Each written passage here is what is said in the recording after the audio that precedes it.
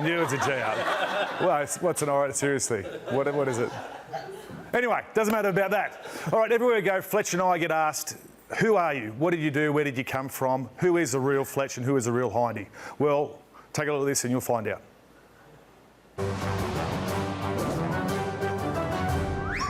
They've been called the modern-day version of Abbott and Costello.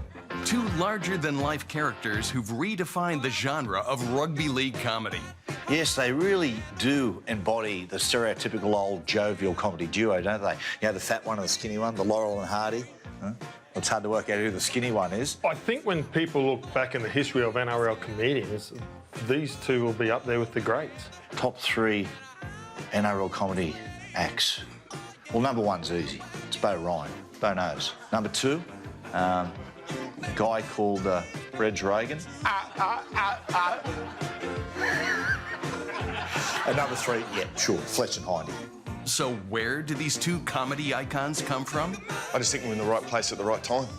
Honestly, it came down to ability and comedic timing. What's the difference between a redhead and a brick?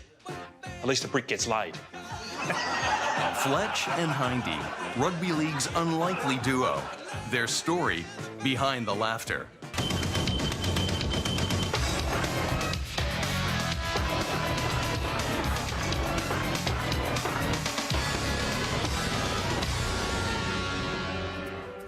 For Brian Fletcher, a life in the limelight was always destined. Grandson of poor Eastern European gypsy immigrants, Brian settled well into Sydney's bohemian coastal lifestyle. Yeah, Brian was a really energetic big cousin. I just remember him, he would do anything for a laugh. I think deep down, Brian has always been a serious actor. I mean, a lot of people don't know this, but he pretended to be a footballer for 180 NRL games. Joke. But despite his desire to perform, Brian Fletcher found himself in the show business doldrums, struggling as a stand-up comedian. Thank you, Great Stage Scout Hall, for having me once again. Now, I've had a great day today. I went to the zoo. Yeah, went to the zoo. Bit strange, though, there was only a dog in the zoo. Yeah, it was a shih tzu. I'm not going to lie, it was hard back then in those days, and it wasn't long before I gave up the whole stand-up scene and decided to try my hand as a ventriloquist. Hello, everybody. Would anyone like to hear from little Maddie? Hello, everyone. I am so happy to be here. Oh, isn't that lovely? Anything else you'd like to say? Yeah. Can you please take your giant hand out of my hole? Thankfully for Brian, his act was spotted by a comedic genius who saw immediate potential. It was through this chance discovery that Gordon had a brilliant idea, something that would take a young Brian Fletcher to the next level. After the break, Brian meets the man who would change him forever.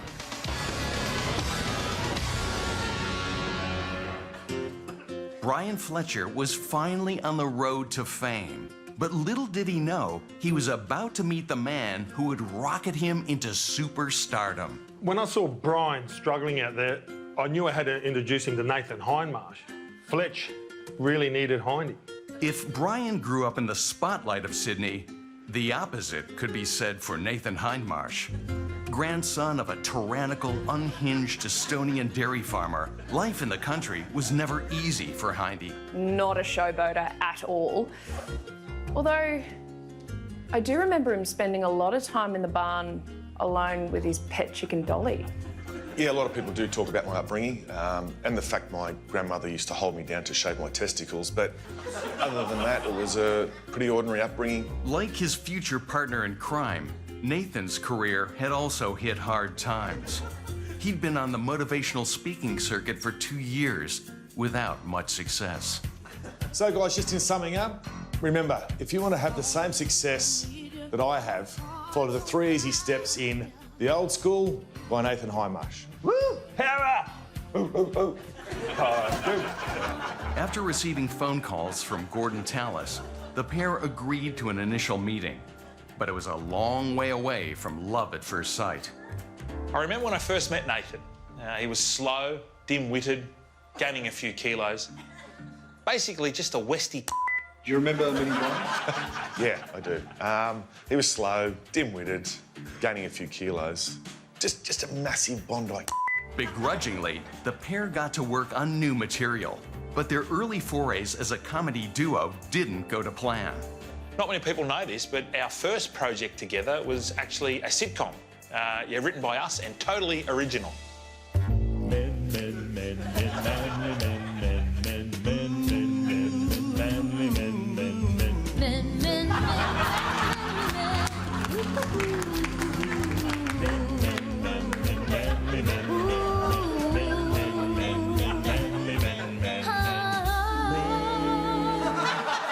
Yeah, that lasted 2 episodes. Silver lining, we had the chance to create our own animated series.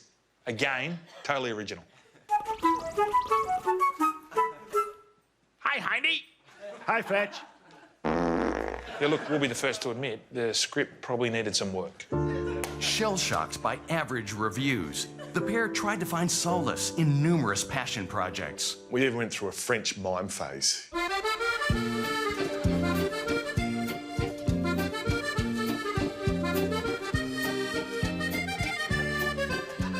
You guys suck.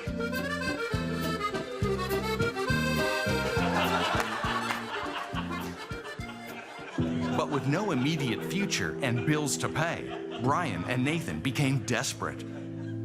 Look, I don't really want to go into details, but when you're broke, depressed, don't really have a choice in life, you're willing to do anything to earn yourself a buck. Ladies and gentlemen, please welcome Nathan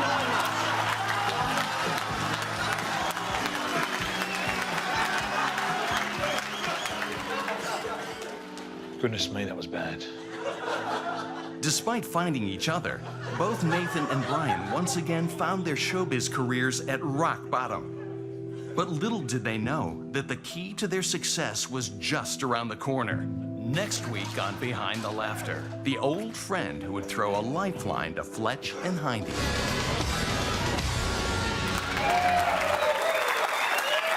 Yep.